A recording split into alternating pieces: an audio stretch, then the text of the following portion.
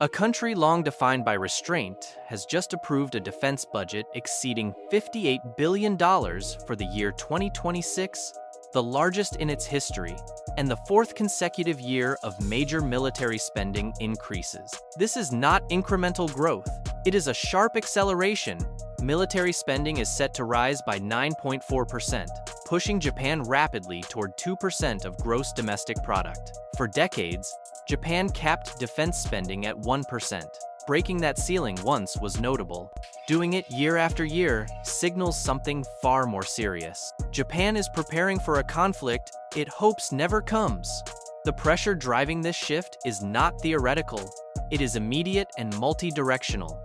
Over the next 36 months, Japan faces what many analysts describe as its most dangerous security environment since the Second World War, with threats converging across air, sea, and land. This budget was not approved because of political ambition or bureaucratic momentum. It was approved because three separate adversaries are escalating military pressure at the same time. China continues to expand its military presence in the East China Sea and conduct encirclement drills around Taiwan. These operations now include radar locking incidents involving Japanese aircraft, actions analysts view as early steps in missile targeting procedures. North Korea has conducted more than 100 ballistic missile tests since the year 2022. Its newest intermediate-range missiles can reach Tokyo in under 10 minutes, leaving almost no margin for response. Russia has reinforced the disputed Kuril Islands with new naval infrastructure and increased Pacific Fleet exercises close to Japanese territory, signaling that Moscow has no intention of easing pressure in the region. Any one of these developments would justify a significant increase in defense spending. Together, they created what Prime Minister Sanae Takaichi described as a security environment, moving faster than Japan's traditional decision-making cycle. In November 2025, the government accelerated its target of reaching 2% of gross domestic product in defense spending, moving the timeline forward by 2 years. It also committed to revising core national security documents by December 2026, rather than waiting another decade. This is not gradual modernization. It is an attempt to close a growing capability gap before it becomes impossible to manage. For 78 years, Japan adhered to a strictly defensive military doctrine. No long-range strike weapons, no preemptive capabilities, no authority to attack enemy missile launch sites before launch. That posture ended in December 2022, when Japan adopted a counter-strike capability policy, allowing the self-defense forces to target enemy bases and command centers if an attack is imminent. The 2026 defense budget turns that policy into reality, allocating more than $6 billion to systems designed for offensive strike. Japan's transformation is no longer theoretical, it is already underway. The centerpiece is the upgraded Type 12 surface-to-ship missile, now reconfigured for land attack, with a range extended from 124 miles to 620 miles, and eventually 745 miles. That puts coastal China, North Korea's missile sites, and Russian military installations in the Kurils within striking distance from launch points on Kyushu, Japan's southernmost main island. Japan plans to deploy these missiles across multiple platforms: ground launchers, surface ships, submarines, and eventually fighter jets. The first units will be stationed in Kumamoto Prefecture by late 2026, creating a defensive arc along the first island chain. But Tokyo is not waiting for domestic missiles to reach full production. Japan signed contracts in 2025 to purchase American Tomahawk cruise missiles, Block 5 variants with 1,000-mile range, dynamic retargeting, and maritime strike capability, deployable from ships, submarines, and land-based launchers. It also acquired Norwegian Joint Strike missiles, with 310-mile range for F-35, a stealth fighters. These imports fill the gap until Type 12 variants mature, giving Japan immediate counterstrike reach against adversary infrastructure. The message is unmistakable. Japan will no longer absorb the first strike and hope allies retaliate. It will hit back, and it will do so before enemy second-wave launchers reload. Here is the kicker. This is not just about missiles. Japan is building an entirely new command architecture to identify, track, and engage threats across domains. Satellites feed targeting data to destroyers. Destroyers relay coordinates to ground batteries. Submarines communicate strike options to the joint headquarters. The system Japan is constructing does not just punch back. It decides where to punch, with what, and in what sequence, faster than any adversary can adapt. While counter-strike weapons grab headlines, Japan's most disruptive innovation may be SHIELD, Synchronized Hybrid Integrated and Enhanced Littoral Defense. With $640 million allocated in the 2026 budget, SHIELD deploys thousands of unmanned aerial, surface, and underwater drones to create a layered drone wall across Japan's southwestern islands. The concept is radical. Instead of relying on expensive manned platforms to defend every inlet and beach, Japan floods the battle space with cheap, networked autonomous systems that surveil, swarm, and strike. SHIELD's architecture integrates attack drones capable of engaging surface ships at 12 to 18 miles, reconnaissance quadcopters for real-time targeting, interceptor UAVs, defending radar sites from enemy loitering munitions, and swarms of unmanned surface vehicles designed to overwhelm adversary destroyers. These are not garage-built hobbyist drones. Japan plans to import proven systems from Turkey and Israel initially, then scale domestic production as it refines doctrine.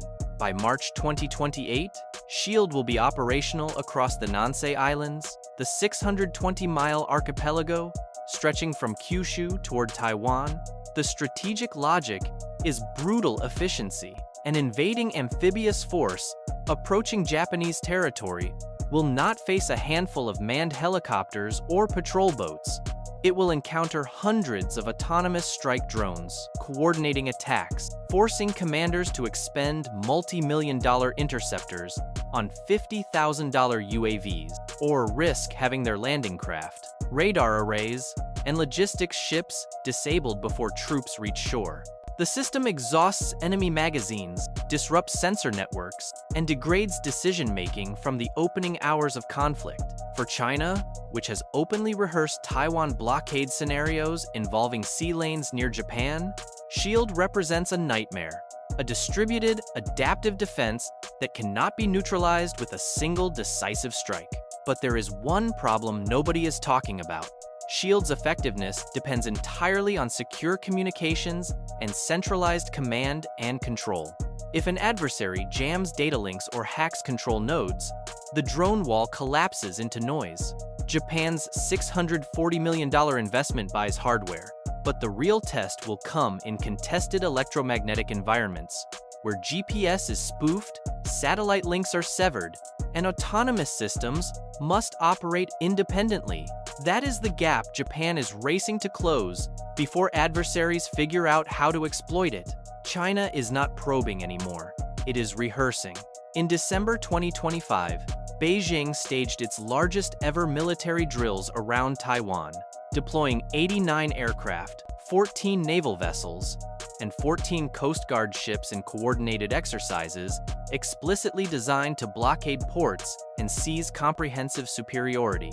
For the first time, China's Eastern Theater Command stated that drills targeted all-dimensional deterrence outside the island chain, a direct reference to Japan and the United States bases in the Western Pacific. Chinese Coast Guard vessels now routinely enter waters surrounding the disputed Senkaku Islands, forcing Japan to scramble jets and file diplomatic protests weekly. In one incident this month, Chinese aircraft radar locked Japanese planes, a targeting maneuver that precedes missile launch. Tokyo responded by filing protests. Beijing dismissed them. North Korea's missile threat has evolved from political theater to operational capability. Pyongyang now fields Hwasong-16B intermediate-range ballistic missiles, with 930-mile range, KN-23.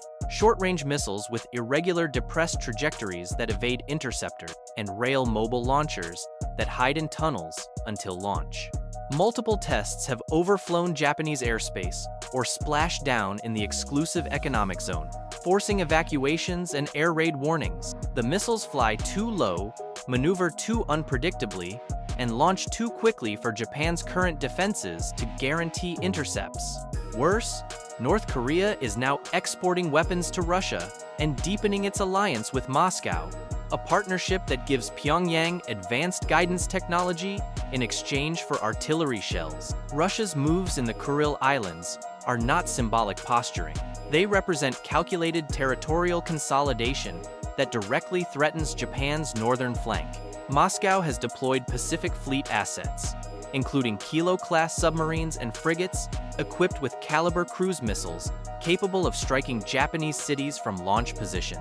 They have constructed hardened military infrastructure, radar stations, anti-ship missile batteries, and troop barracks across the 4 disputed islands just miles from Hokkaido.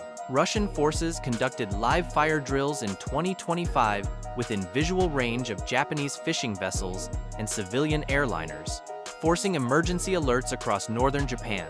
Russian officials openly state they fear United States missile systems like Aegis Ashore or hypersonic weapons could be deployed on the islands if returned to Japan under any peace treaty. They have made clear negotiations are permanently closed. Deputy Security Council Chairman Dmitry Medvedev declared in 2024 that any peace treaty must acknowledge Russian sovereignty once and for all, effectively slamming the door on 7 decades of diplomatic efforts. President Putin reinforced this position by awarding military decorations to Kuril commanders and ordering year-round rotations of Su-35 fighters that regularly intercept Japanese patrol aircraft. For Japan, this means a hostile military presence just 30 miles from its northern border. Russian Tu-22M3 strategic bombers based on Etorofu Island can reach Sapporo in 4 minutes, carrying Kinzhal hypersonic missiles that current defenses struggle to intercept. Iskander missile batteries on Kunashiri Island maintain constant targeting solutions on Hokkaido power plants, ports, and airfields. This northern threat creates a strategic vice Japan never faced during the Cold War, when Soviet forces lacked modern precision strike capabilities. What makes these 3 threats converge into a single existential crisis is their synchronized timing: China's military expansion across the East China Sea, North Korea's missile maturation with solid fuel IRBMs, and Russia's fortification of disputed territories, all accelerated simultaneously between 2022 and 2025, creating overlapping threat vectors that overwhelm sequential responses. No single adversary presents an existential danger. Together, they create persistent multi-axis pressure that demands comprehensive deterrence. Japan's response: the $58 billion budget, the counterstrike doctrine, the shield deployment, represents Tokyo's recognition that incremental adjustments, diplomatic protests, or allied reassurances will not suffice against coordinated escalation. Japan calculates that only overwhelming deterrent power, deployed with ruthless speed across all domains, can freeze these adversaries in place long enough for diplomacy to regain footing. Tokyo bets that visible combat readiness, backed by demonstrated strike capability, forces Beijing, Pyongyang, and Moscow to recalculate aggression costs before any one crosses the threshold. The alternative leaves Japan simultaneously exposed on 3 fronts simultaneously for the first time since 1945. So why is Japan suddenly arming up with $58 billion? The answer lies in survival through deterrence, a brutal calculus where overwhelming readiness makes aggression suicidal. Japan now wields counterstrike missiles like the upgraded Type 12 and Tomahawk Block 5 that can obliterate enemy command centers 600 miles away before second-wave launches even begin. It deploys Shield's drone wall, thousands of autonomous swarms programmed to exhaust invasion fleets by forcing adversaries to burn through multi-million-dollar interceptors on cheap UAVs. And it anchors this power with ironclad alliances alongside the United States, Australia, South Korea, and the Philippines, transforming scattered bilateral pacts into a seamless regional fortress that shares targeting data, satellites, and strike plans in real time. Here is exactly what that means for the battle space ahead. First, Japan sheds its old role as a passive partner praying. Washington rides to the rescue. Tokyo now commands independent strike operations capable of hitting North Korean launchers, Chinese naval bases, or Russian Pacific outposts without waiting for American carrier groups to steam across the ocean. Second, every adversary from Beijing to Pyongyang faces multi-domain retaliation that spans air, sea, cyber, and space if they fire first. A single missile salvo triggers not just Japanese counterstrikes, but synchronized Allied responses that multiply costs beyond what any rational commander would risk, making aggression a strategic dead end. Third, the Indo-Pacific power balance flips decisively from offense-dominant, where attackers dictate timing and targets, to defense-dominant, where layered systems impose cascading attrition before enemy forces achieve a breakthrough. This shift redefines warfare itself. Attackers no longer gamble on surprise or speed. They confront kill webs that detect, track, and punish across horizons, forcing split-second choices between retreat and ruin. Japan bets this architecture freezes hostile ambitions long enough for diplomacy to reset the board. The real test comes when adversaries probe these new red lines. The question now is not whether Japan can defend itself, it is whether adversaries believe Japan will use what it is building. And what happens next will determine whether deterrence holds, or whether the most heavily armed region on Earth tests those weapons in a conflict that redefines modern warfare. Leave a like, circulate this video within your network, and subscribe to ensure you remain ahead of every major tech transformation.